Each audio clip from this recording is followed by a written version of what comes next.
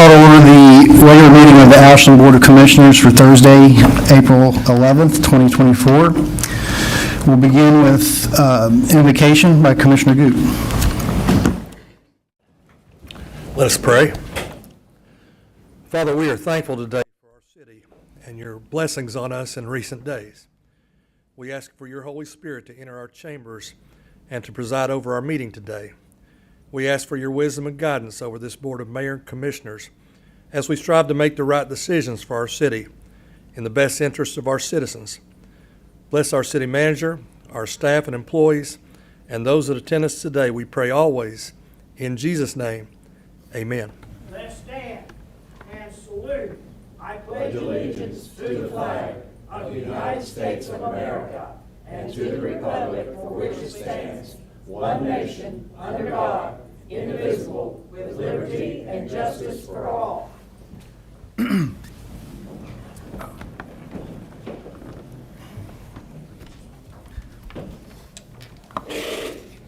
Okay.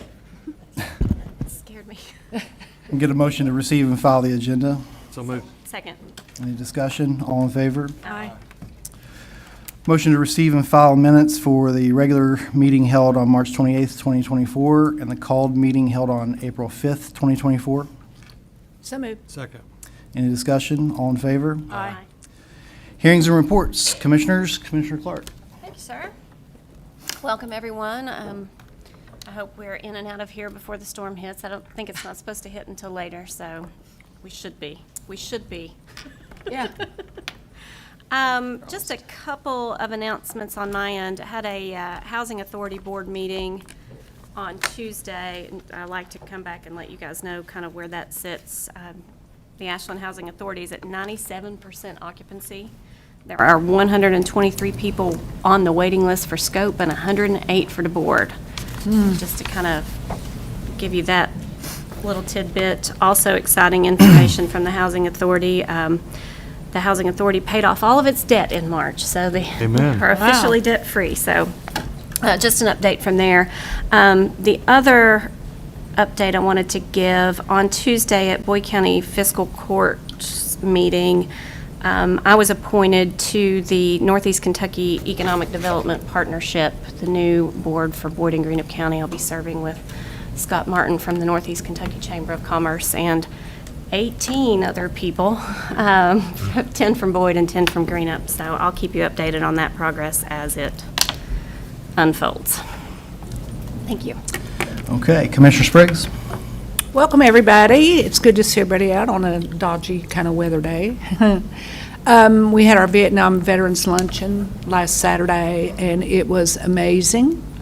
And I want to thank Michelle Veach and Lorraine and the fire department and the parks department. Without the help of the city, we could not have done this. We had about 200 people there.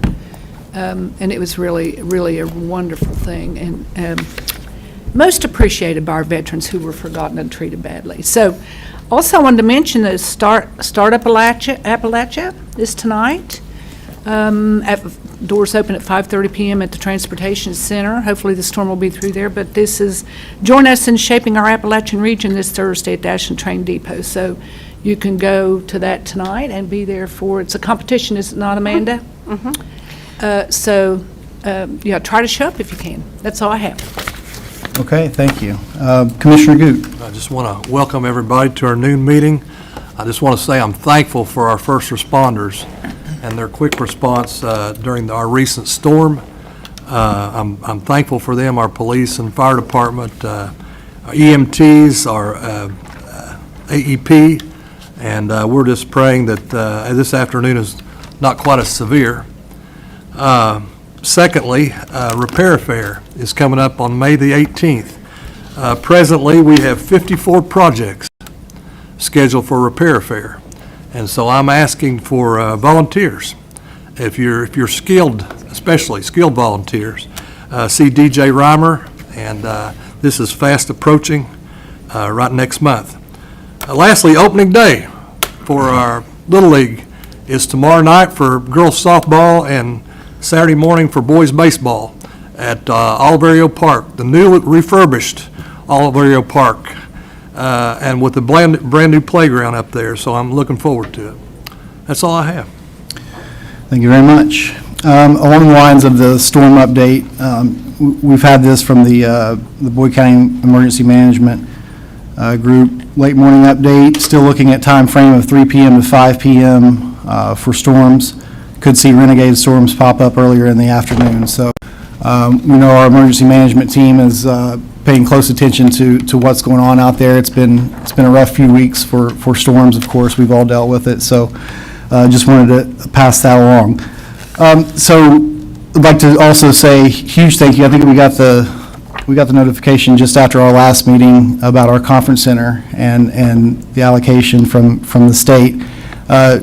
Thank you so much to our state leaders, Senator Webb, Representative Sharp, who were a part of that funding, and we're very, very excited about it. So one other thing, so we had our solar eclipse event this week, and it was great. It was awesome. Thanks to everybody that showed out for it, and we had a great time. I wanted to just mention, we started organizing that event, I don't know, a month or two ago, and even though we're always obviously a part of the city, us up here, we all still follow the same guidelines that every citizen, and I think that's important because the processes we put into place, they should be efficient, and they should be things that we follow ourselves, and that's exactly what we do. So, I filled out their event request form, submitted it just as the instructions said, and our team worked really closely to have a good event. So thanks to everybody that came out for that, and thanks to our city staff, Streets Department, Parks Department, who helped make that happen. So thank you very much. All right, so we have one other thing here. I'm going to ask Scott Morgan if you want to come up.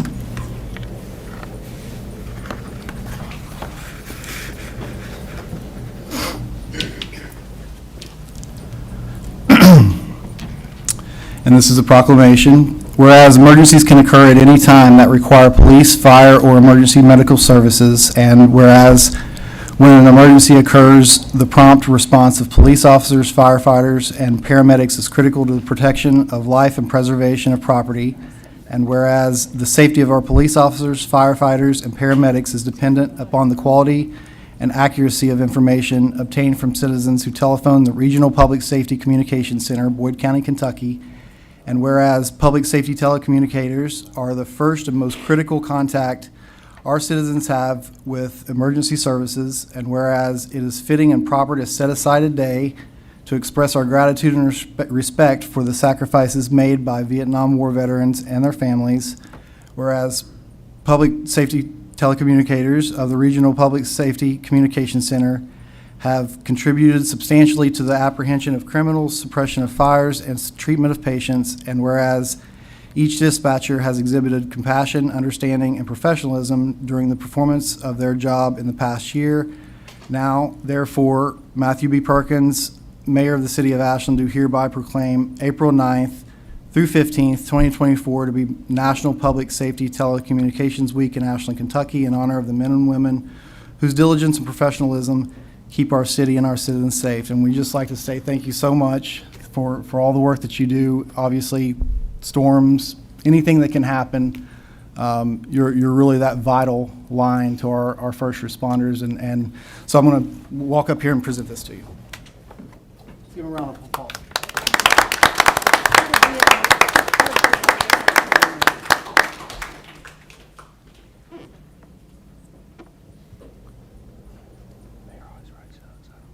That's a mistake.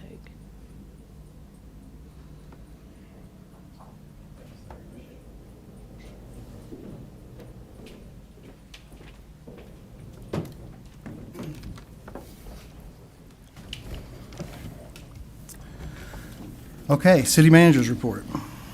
Thank you. You go to the next slide. Wanted to start if Mark, if you could come up to the dais as I go through this. Just a periodic update on demolitions. You'll notice there that we've got 10 that have been accomplished this fiscal year. 8 of those were funded by general fund. I think everybody's aware that we've been trying to move over to the CDBG to fund those, which is much more administratively difficult, but we have actually taken 2 down. Scheduled for this that are scheduled for demolition, then you see the total that we've done since FY '22. I'd like to turn over to Mark. He's going to talk. There's been a big effort going on, and the board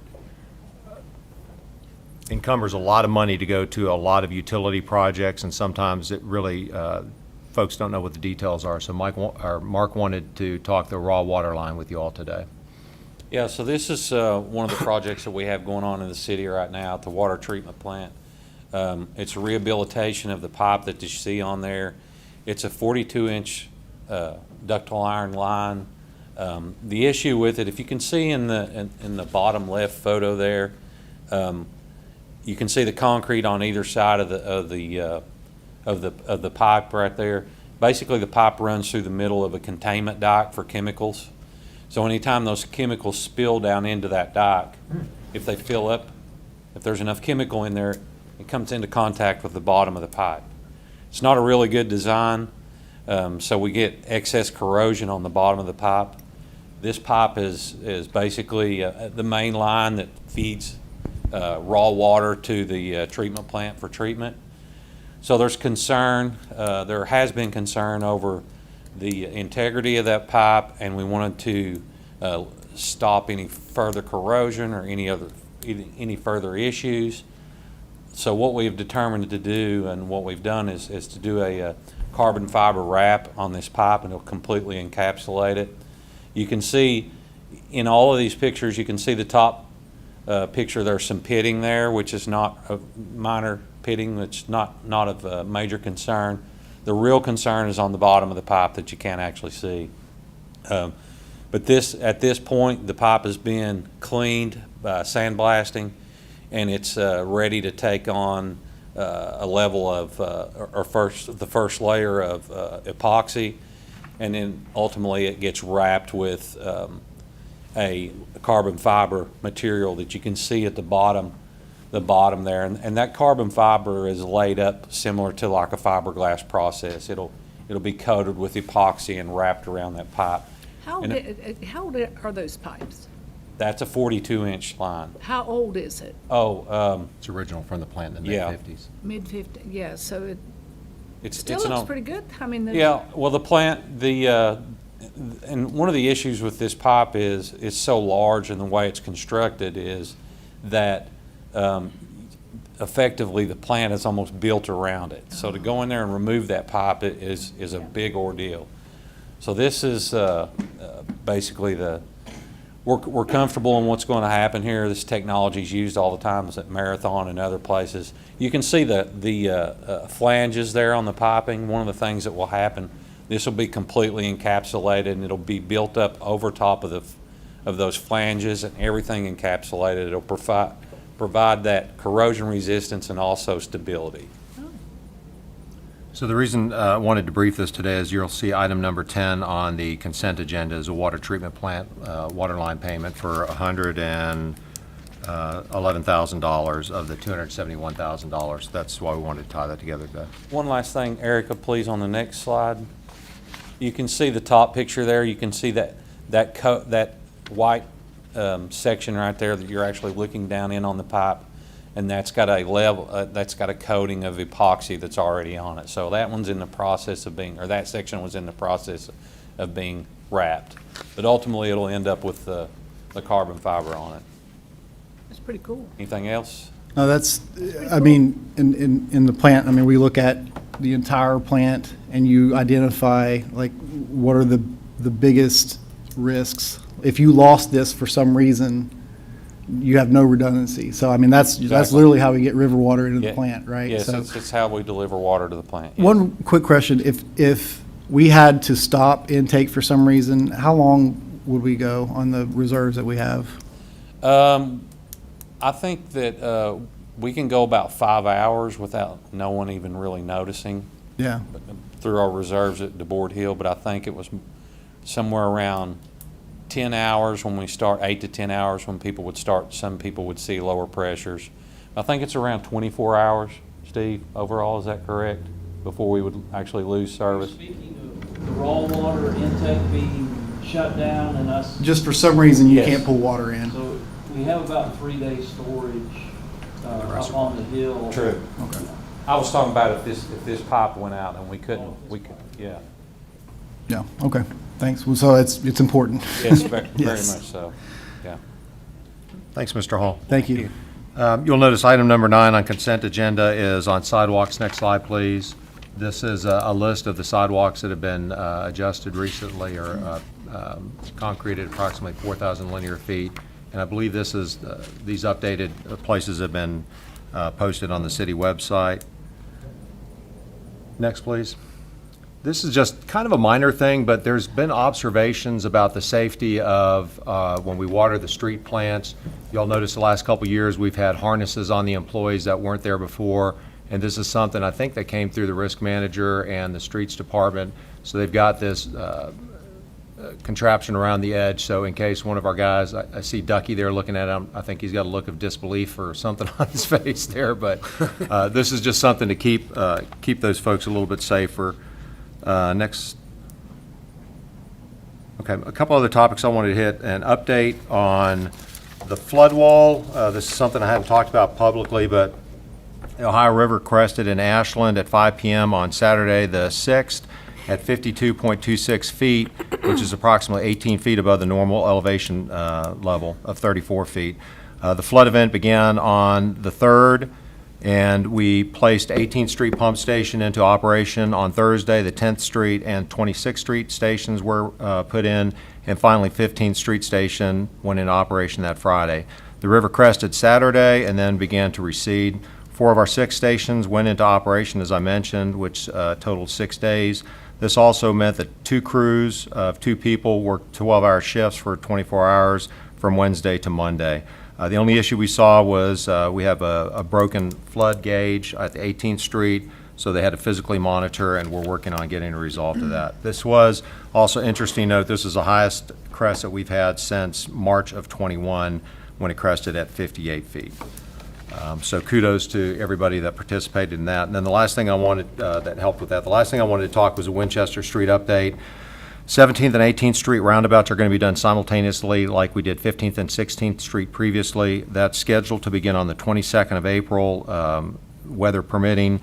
We will see if the schedule holds. Landscaping commence on the 6th of May. When the landscaping's done, the Allard will do milling and then follow up with paving. So conservative, we'll have that paved by beginning of June, but if the conditions are better, that it could be done before then. And that's all I had, Commissioner. Could I ask a question about slide 1? I know Commissioner Clark and I have discussed this a little bit about the properties that we have, the blighted properties that we've taken down, about the possibility of doing a rezoning, looking at our zoning for mini houses, patio houses, whatever you want to call them. Chris, do you have anything on that at all? I know you are looking at some of this stuff. Yeah, I do think it's important to remember that just because we take down a property Yep. doesn't mean we possess it. And the majority of those, we absolutely do not. In fact, if you're looking at East Ashland as your sample, most of the properties that are associated with the city of Ashland are actually through the Urban Renewal Board. That's what my department's been working on recently, is putting together a list of recommendations for Mayor Perkins to consider to restart the AUR board. We've been working on some proposals on how we can move forward on dispossession and potential construction of mixed-use development in that neighborhood. But again, since the majority of the property is owned by the AUR board, it's going to have to go through the AUR board. And to make up the AUR board, by statute, we must, as we put the board together, we have to pull that board from very specific members of our community in different job sectors. For instance, construction, banking, things like that, that have to be pulled in to create that board that then will make the decisions on the project. Okay, so are you saying then that what we'd like to have is, developers who would come and build these on those properties? That's, I think, ultimately where we're trying to get. Yeah, so who would fix the zoning? The city, right? Well, I think that what our plan is to create a proposal for the AUR board to consider that would include things like zoning adjustments, Okay. which would help encourage inbound investment into East Ashland to renovate that area. Thank you. I think we're all interested in seeing, with our aging population and having small houses. Absolutely. It's, it should be noted that, I know what gets a lot of press is the housing crisis on the low end of the market. Yeah. In this community, we have a housing crisis at every Every level of the level. market. Yeah, At we do. mid-level, high level, there is just not housing stock. Yeah. Thank you. Can I add another piece to this conversation? In your studies of the recommendation to the UAR to AUR. the AUR. mayor, can we also study and look at what other places are doing to incent developers to build on those properties? Yeah, I think those conversations will happen among the AUR board, since they're in control of the property. If you don't know much about urban renewal boards in the state of Kentucky, they sort of have their own designated levels of authority. They sort of act independent of traditional municipal government. And you don't have the board together yet, though?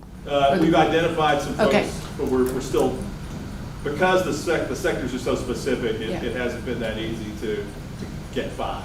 Okay. Thanks. Thank you. That's all I have. Okay, thank you. Okay, next up, we're going to have Scott Martin from the Northeast Kentucky Chamber of Commerce. He's going to give us a presentation. Welcome, sir. Thank you.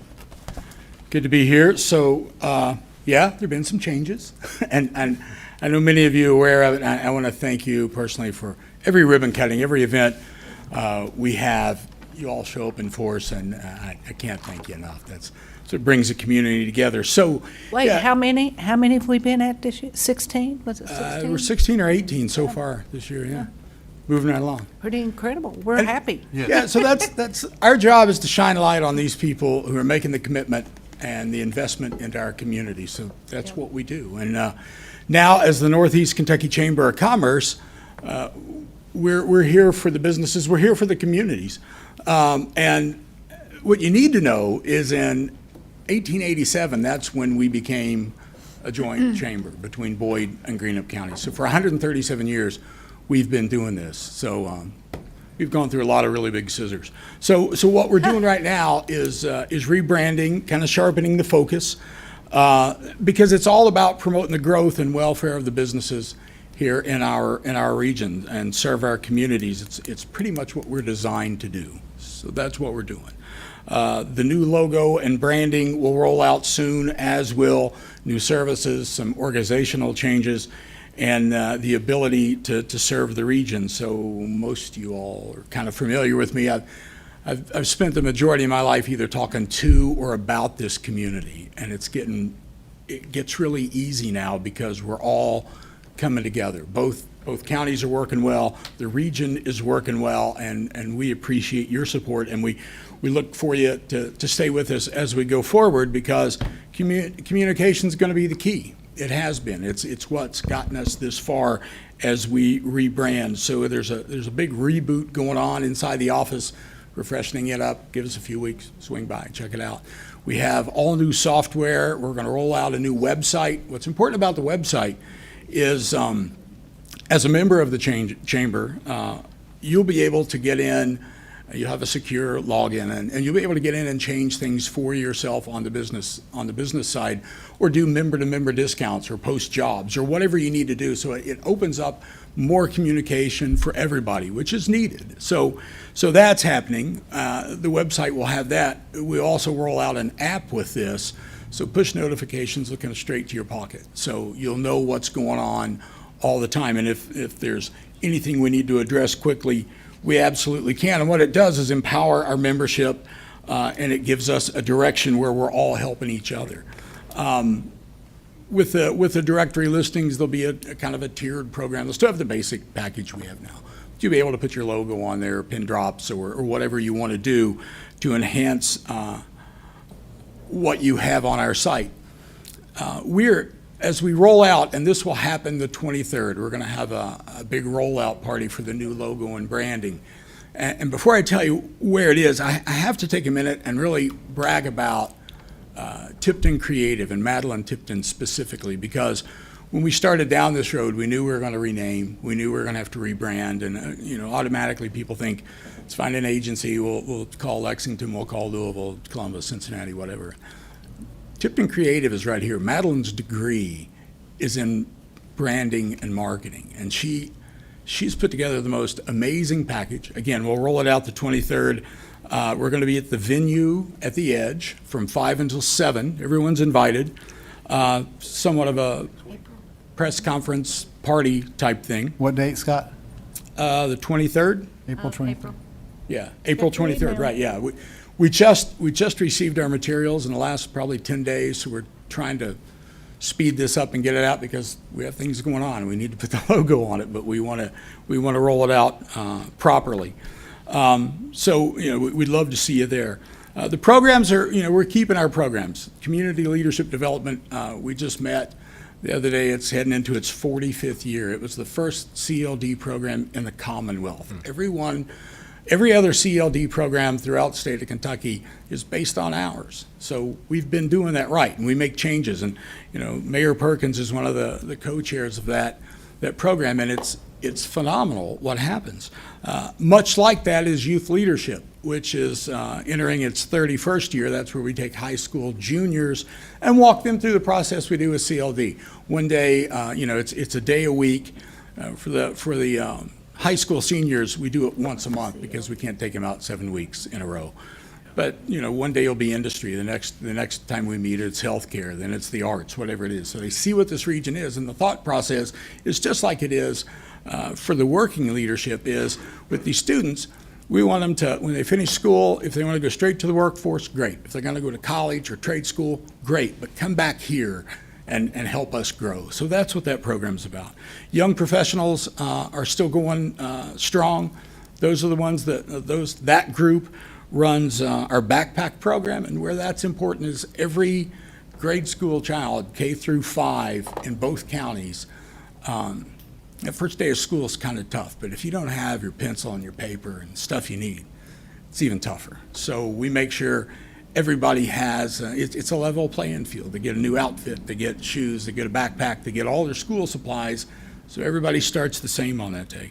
Our workforce and work ready is strengthening up, some new collaborations there. There will be some new programs. Shop Small Saturday is actually a chamber event. National Civics Bee, we're taking that to students and schools.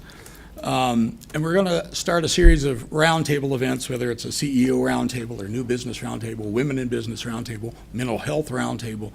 We're going to start rolling those out because those are important moments to get people gathered around the table. We'll still keep business after hours. There is one tonight, so I invite you out. It's at the Boyd County Public Library, Midland Branch, which is on US 60. And I know there are things going on here in town, but if you get a chance, run by. It's from 5 until 7. We're still doing the job fairs with ACTC, obviously the ribbon cuttings. We're doing lunch and learns. As a matter of fact, we did a lunch and learn March 26th. And I bring this up because it's important. We had not had representation from the Kentucky Chamber of Commerce in our region for a pretty long time, about a decade. So we did a lunch and learn with the Housing and Workforce Listening Tour.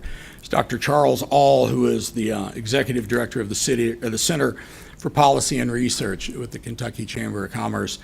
He came in and he presented data they've been collecting around the state, and at the same time we had 25 RSVP for it, we had 34 show up. So we surveyed everybody in the room as we're going through this. What are the housing issues? What are the workforce issues? Is it just childcare? Is it affordable home? What is it? And so for the first time in many years, data collected in Northeast Kentucky went back to Frankfort. So we're going to keep doing those kind of things. As Commissioner Clark mentioned, we are still involved in economic development. By virtue of what we do as a Chamber of Commerce with businesses, we're always going to be a part of economic development. We will start running some quarterly meetings for our membership so they understand what's going on, get them more engaged. So our board is fired up, our executive committee is fired up. lots of great things going on. Our golf outing is May 3rd, the Bellefonte Country Club, the annual meeting's coming up. There are more and more and more events, but and several in this room have heard this because I'm like on the commission, council, civic group tour, but it's important everybody knows what we're about and what we're doing. So we are the Northeast Kentucky Chamber of Commerce, and we appreciate your all support and always being there for us, and we look to a healthy growth as we go forward. Any questions or anything? I wondered, I've been seeing you at all these other meetings. I was wondering when you're going to get Yeah. around to coming to see us. I walk in my house now and start talking about the chamber. Everybody's tired of it. But, I'm sure they're thrilled. It's good. I mean, Yeah. it's, we lost some participation from people, and they're all back. The most vocal ones, the ones I was concerned about, were the first ones back. So Yeah, we're you were at good. Rotary Monday, or Orange Monday, so I'm over here kidding. Well, we've been noticing your work, and Yeah. I think what I like to see so much about what you're doing right now is we've got the ribbon cuttings down, I think. Yeah. We're pretty good at the We're ribbon good at cuttings. that. But it's about after the ribbon cutting and before the ribbon cutting. And so that, really starting to, or really caring about that, and because we care as well. So thank you for your work, appreciate Thank it. you. Thank you. Okay, moving on to public participation. Anyone with a comment or request may come to the podium and address the commission concerning matters related to city business, services, or personnel. Comments related to election issues or concerning personal disputes will not be allowed. Personal attacks, obscene, or threatening language will not be tolerated. Presentations are limited to 5 minutes. Only one speaker is permitted per subject, please. No action will be taken at this meeting. Those with comments are asked to fill out an inquiry complaint form and leave it with the city clerk for distribution to proper city department. Anyone like to speak? Just for everyone, just please state your name and where you live. William Reeves, 207 Providence Hill Drive. Now that the registry ordinance has been repealed completely, has any of the problems it was intended to address gone away? Number one. Number two, what's your alternatives?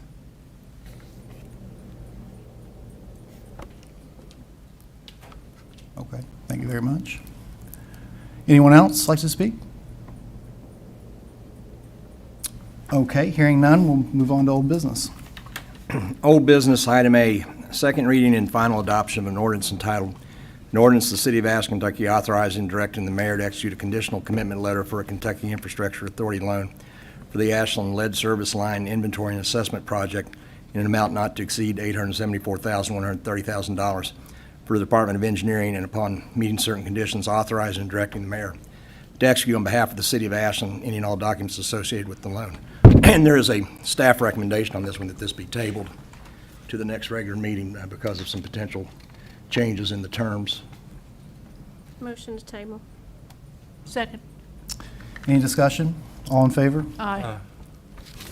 Item B, second reading and final adoption of an ordinance entitled, an ordinance of the City of Ashland, Kentucky authorizing and directing the mayor to execute a conditional commitment letter for a Kentucky Infrastructure Authority loan for the Ashland Enlarged Sewer Treatment Plant to eliminate overflows project in an amount not to exceed $78,400,000, of which the KIA loan shall provide $44,000 for the Department of Engineering, and upon meeting certain conditions, authorizing and directing the mayor to execute on behalf of the City of Ashland any and all documents associated with the loan. So moved. Second. Any discussion? Yeah. So I don't see anywhere in here that it authorizes, who it authorizes to, this is a loan application, am I correct? It's a loan, KIA loan. Yes. Okay. Okay, so I don't see anywhere in here about who's going to do it in this ordinance, who's going to fill out the loan application. But I know the loan application's for $44 million. I feel confident that we have people in-house that can do this. I am reluctant. I mean, this is going to cost us $173,000 just to write the loan application if somebody else does it.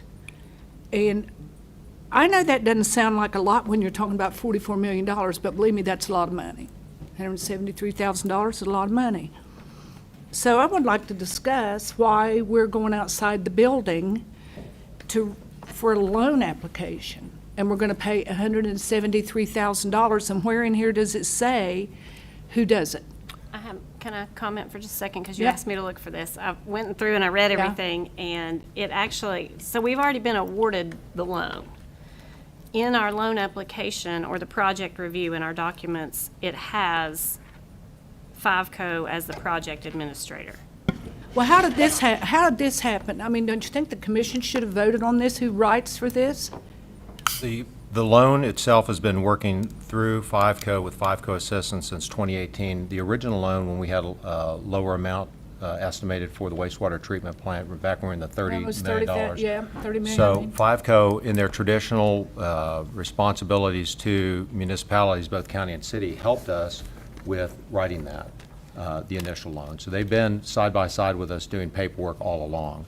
This is on the administrative requirements that will be required when we take on the loan to manage it.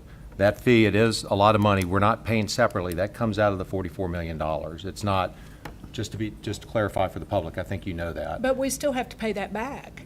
We have to pay that as part, we have to pay back that 44, so the taxpayers here.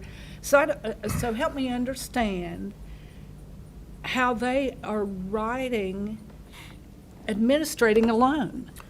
Administrating them, help me understand that. So some of the responsibilities. I'm not, out there at meetings at FiveCo. Right. Some of the responsibilities they have as administration of this loan, they ensure all documents and agreements are prepared accurately and submitted appropriately, such as the environmental review, cross-cutter letters to the U.S. Fish and Wildlife, U.S. Conservation Office, Kentucky Heritage Council, U.S. Army Corps of Engineering.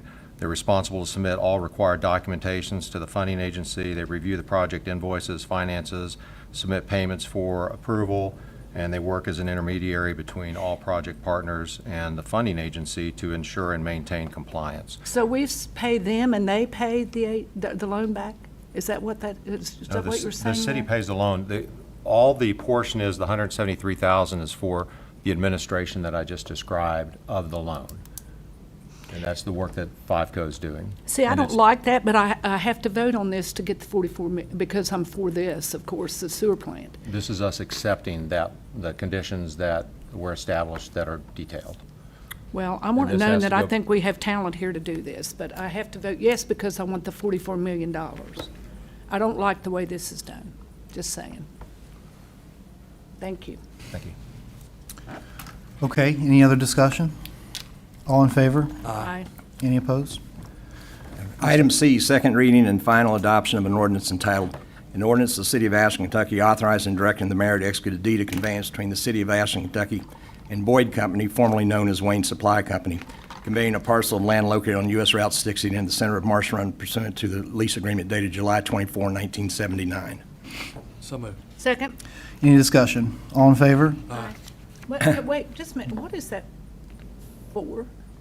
We talked about this last meeting. This was, Yeah, I thought we did, but I might have been not. this was back in 1979. There were industrial revenue bonds issued.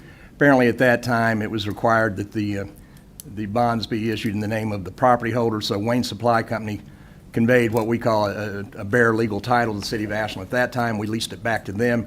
They paid off the bonds. The lease had a provision that continued for 20 years thereafter, and then they could have the land reconveyed to them for $1 at the end of the lease. So This is when I say, that's how what did we we're get doing. that land out there? And we said we don't know. Yeah, how we got involved in land outside the city limits in '79, I was not clear, but I think Chief and Susan had some history at that time that initially the project was within the city limits, and then the parcel was not sufficient, I think, for their purposes. Yeah, and- they didn't have enough room. Was a And it place ended up called out there. Douglas Park What? active back at that time in that area? Yeah. Dudley. So this puts, although it doesn't directly benefit the city, it benefits taxpayers because this puts the property back on the tax rolls. It's been off the tax rolls for 50-some years, and that's one of the incentives for this type of project to happen. But all good things come to an end, right? That's right. Okay. All in favor? Aye. All right, consent agenda. A resolution of the city of, did I miss one? Yeah, there's Yeah. a D there. Oh. Yeah.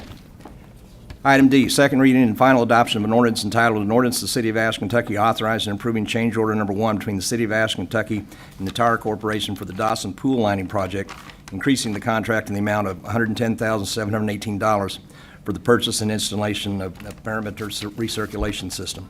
So moved. Second? Any discussion? All in favor? Aye. All right, now consent agenda.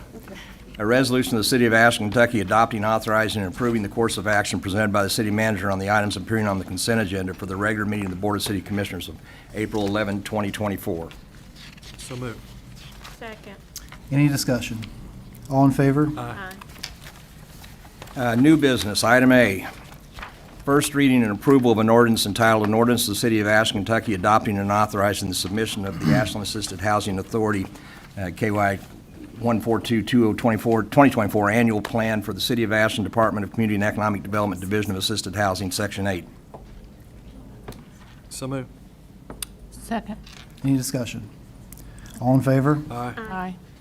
Item B, first reading and approval of an ordinance entitled, an ordinance of the City of Ashland, Kentucky adopting the Community Development Block Grant amended 5-year consolidated plan 2015 to 2019 and the amended 2015 annual action plan for the Department of Community and Economic Development. So moved. Second. Any discussion? All in favor? Aye. Item C, first reading and approval of an ordinance entitled, an ordinance of the City of Ashland, Kentucky authorizing and directing the mayor to execute a contracting services agreement between the City of Ashland, Kentucky and Kentucky Power Company for electrical contracting services through December 31, 2029. So moved. Second? Any discussion? All in favor? Aye. I abstain. Yeah, no, for the record. Item D, first reading and approval of an ordinance entitled, an ordinance of the City of Ashland, Kentucky authorizing and approving change order number 1 between the City of Ashland, Kentucky and Spear Corporation for the Dawson Pool Filtration System Project, increasing the contract in the amount of $224,954 for the Department of Parks and Recreation. So moved. Second. Any discussion? All in favor? Aye. Item E, reading and adoption of a municipal order entitled, a municipal order of the City of Ashland, Kentucky authorizing and directing the mayor to execute the FDP cost reimbursement subaward from the Department of Labor through West Virginia University Research Corporation and through the University of Kentucky Research Foundation for preparing new entrants to the workforce for sustainable careers in the water sector in Central Appalachia for the Department of Utilities. So moved. Second. Any discussion? All in favor? Aye. And unless there's any other new business, we're recommending at this time an Could I executive ask one session. thing, though? I mean, when I was busy looking for this one item on the consent agenda, I know we've already done it, but I'd like a little clarification on number 15. The appointment of a GIS analyst. This is a replacement for Steve, who left the city. Mr. Cole, how long ago? Approximately 8 months ago. So this is just as a replacement. This is not to be confused with the request that we've had previously to double the size of that. Okay, So, so you have this budgeted, right? Okay, thank you. yes, ma'am. And we are asking for a consideration of a motion to go into executive session to discuss a potential litigation matter. I make a motion. Second? Any discussion? All in favor? Aye. And just to let everyone know, we'll be recessing after this to come back tomorrow for second readings. 9 a.m. Okay, we're going to executive session. Thank you.